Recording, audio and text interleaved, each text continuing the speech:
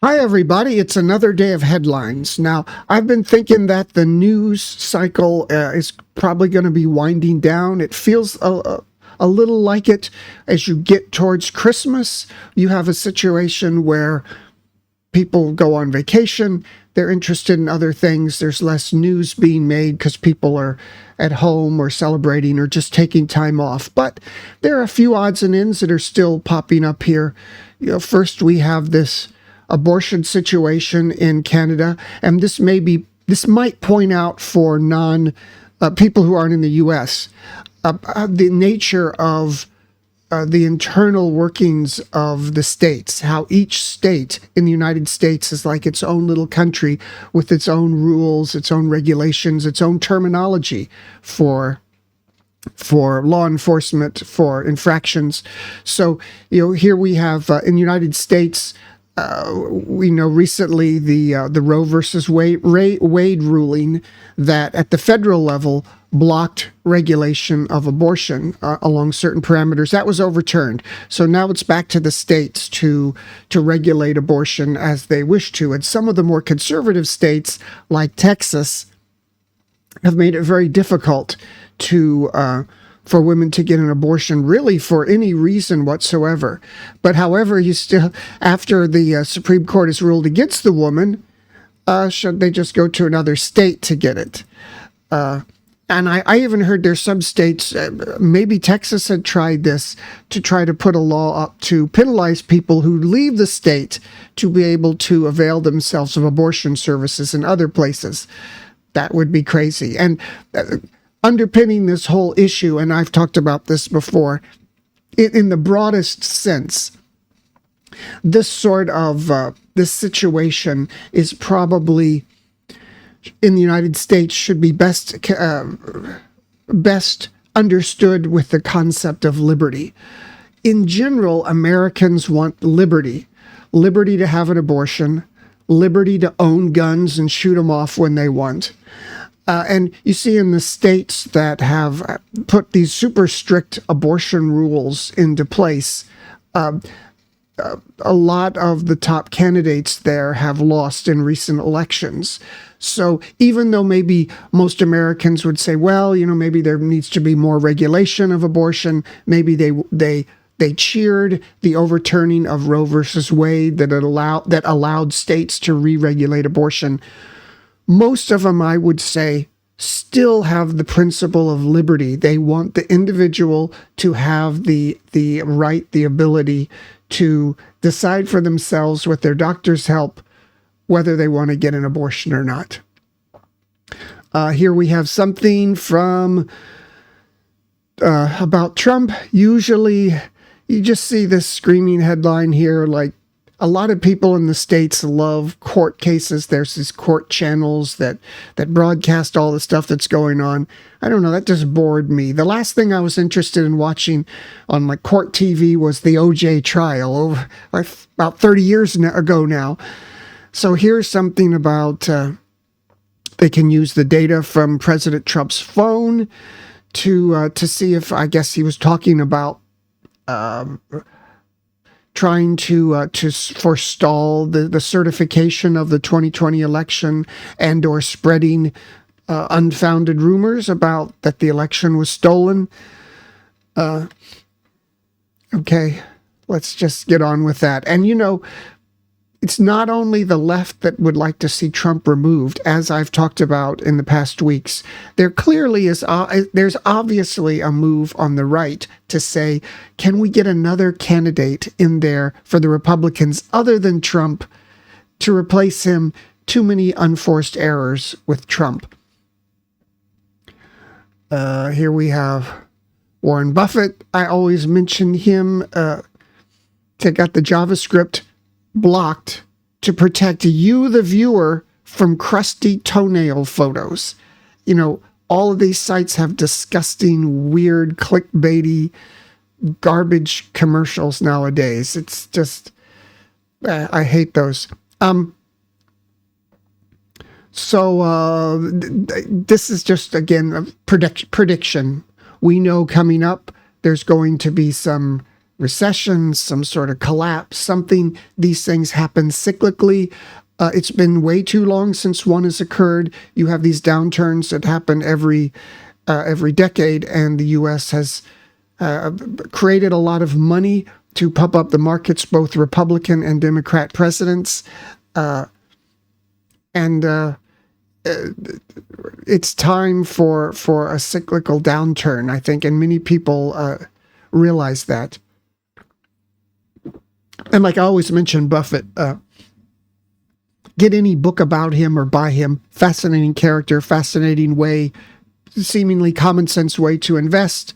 Lots of good stuff written about him. He's a person I think is worthy of study. Lots of good stuff.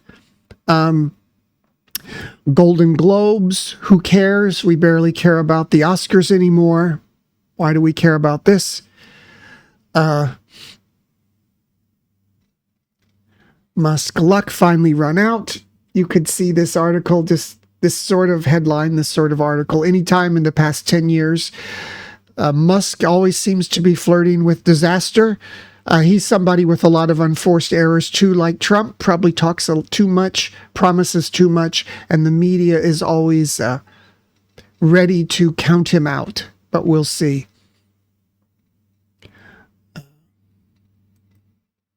I just have to note things like this. This may be a little silly thing that a dumb, silly person says that passes by the wayside, but I do hate to see, this sort of denial of the truth. This will reveal too much about myself, but, way back in the days when the Republicans were the predominant party in the United States, like in the 80s, they just crushed Democrats everywhere. There was a perception, maybe falsely, but the idea that, look, the Republicans are going to say the truth, whether it's good or bad, and they're not going to spin things. They're not going to just falsely say things. Of course, I know a lot of people on the other side would completely disagree with that, but I'm just talking about the perception a lot of people had. So when we have all this stuff about stolen elections by the CIA, you say, how far have the Republicans fallen in having to support perhaps an unsuitable candidate like Trump, despite whether you agree with, he's a necessary evil to get things done, but I don't know what the price of that desire for Trump is for the Republicans, for themselves and in the wider public mind. Humans have a large negative impact on wildlife, researchers find. Stop the presses. More stuff about the war in the Middle East. Cheetah battalion of all-female Israeli warriors. Sounds sexy, but I'm sure it's not meant to be. More about foolish Giuliani. I spoke about him yesterday. He also makes me depressed. Okay, here we have this. You have the quartet of the odd, peculiar 4 women who happen to be presidents of the 4 top Ivy League universities in the U.S., who, on the stand for Congress, could not say that calling for genocide against Jews would be a violation of their university policies. So one of them's already been forced to resign over that, and now the media is kind of going after, looking into the past of all of these people, and now they're alleging plagiarism and this sort of thing. This sort of demonstrates that these strange women are on the way out, who kind of embarrassed their universities with their responses about genocide during that congressional hearing. It's just the tide turning against them with this sort of journalism to dig up more stuff on them.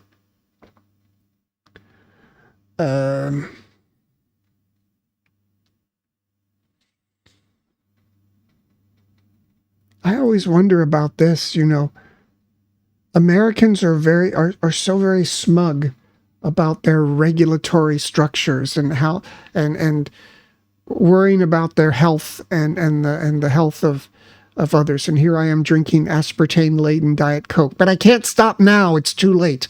Well, anyway, when you go to other countries, you start to see a lot of the food additives that we in Americans just take for granted that are loaded up in all of the foods that make us so big and fat. They are banned in other places. So here we have the interesting article about UK authorities seizing Mountain Dew, Jolly Rancher, etc., cracking down on U.S. junk food that's loaded full of stuff that other countries won't allow their citizens to ingest. They won't allow them to be sold.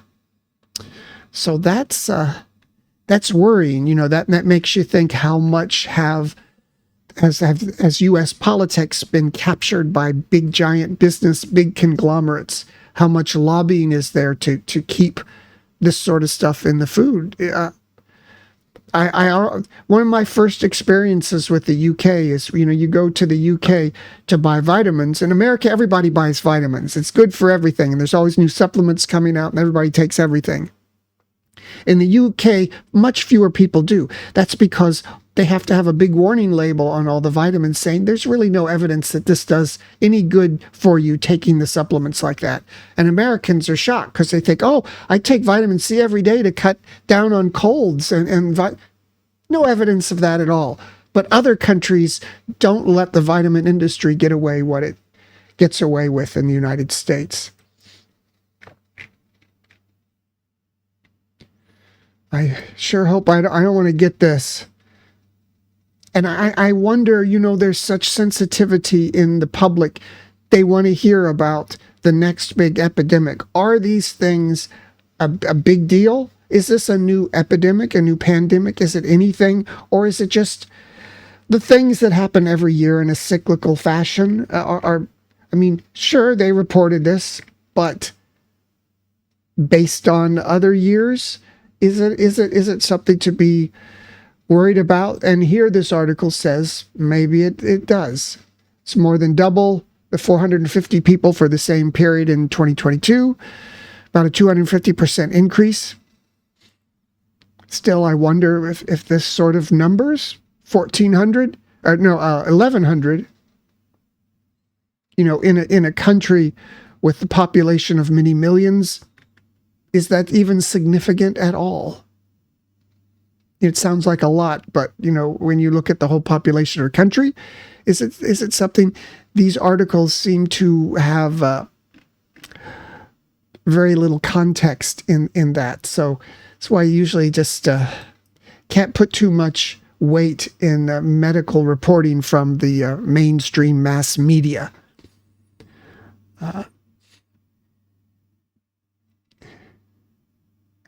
I don't know. I just want to read this. Plastic surgeons say more men requesting butt implants. I feel like this is something that if they had this would have happened in the waning days of the Roman Empire when everybody got way too decadent and wealthy right before the collapse. More stuff about Obama faces backlash for film warning about white people.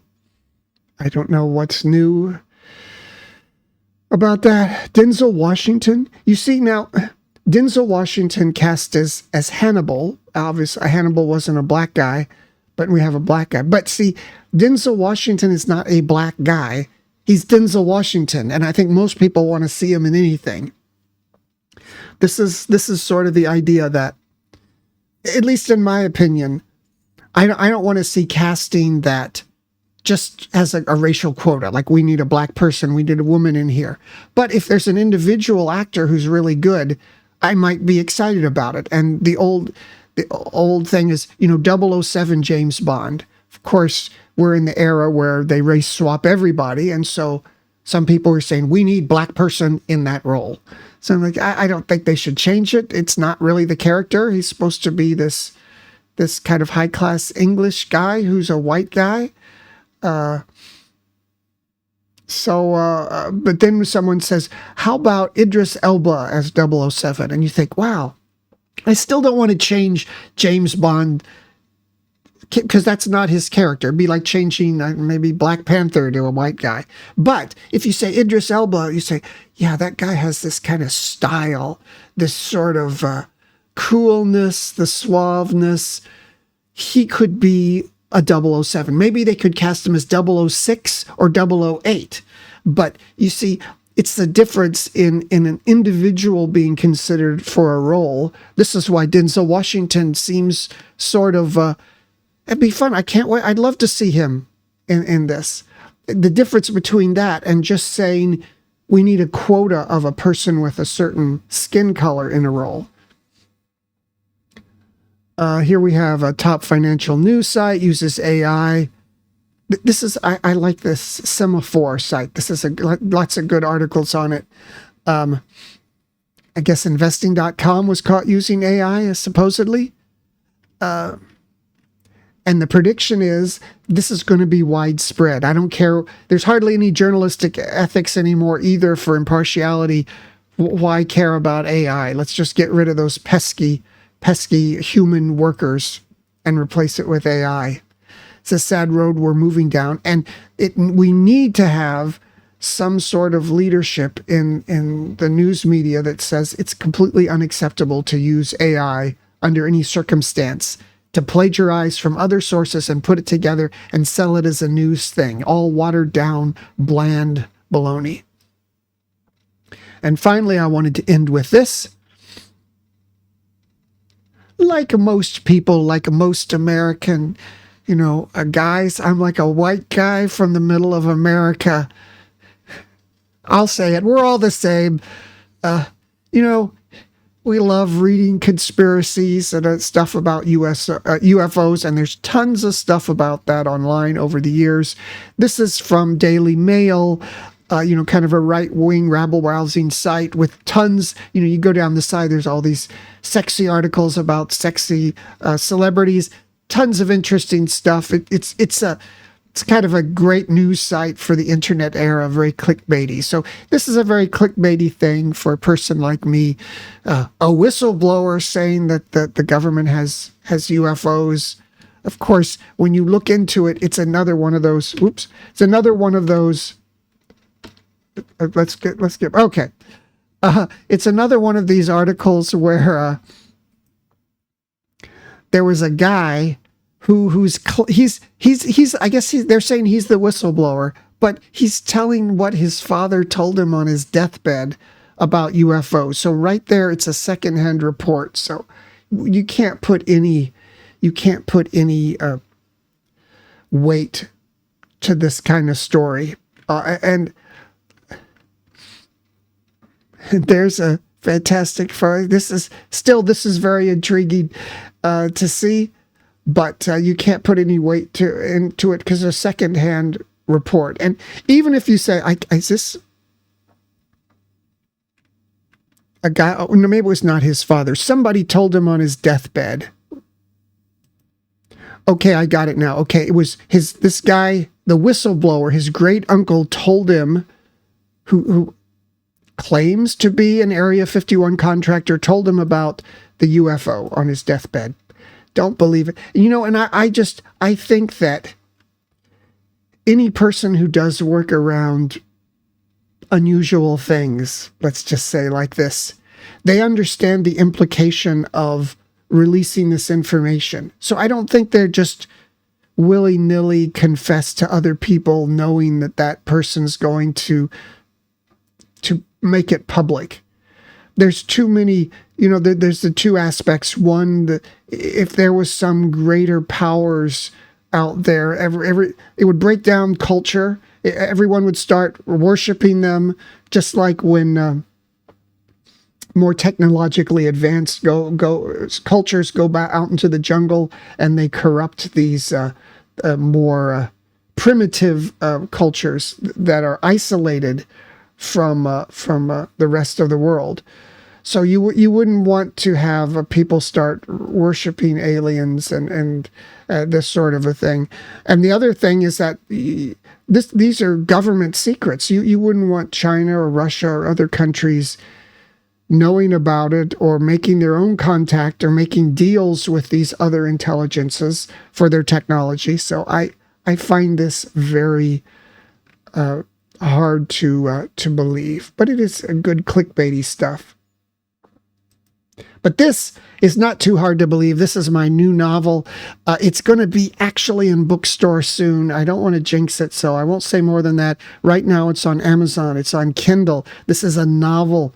This is my major novel on life in Bangkok, Thailand, in a modern concrete city. The story of Thais, the story of foreigners who live here, their hopes, their dreams, the things that drive them, the lost loves, what they want to do, what they can never do, and how the world breaks them down.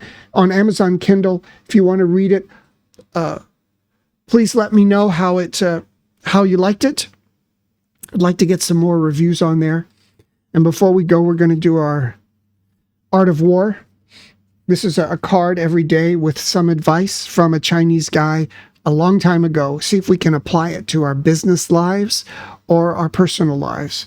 So here we have, lure the tiger out of the mountain. And why am I using the small camera? Okay. Lure the tiger out of the mountain. Strategy. Entice a formidable adversary to seek an engagement on your terms. Basis. Engaging an adversary on your terms maximizes the advantages you have.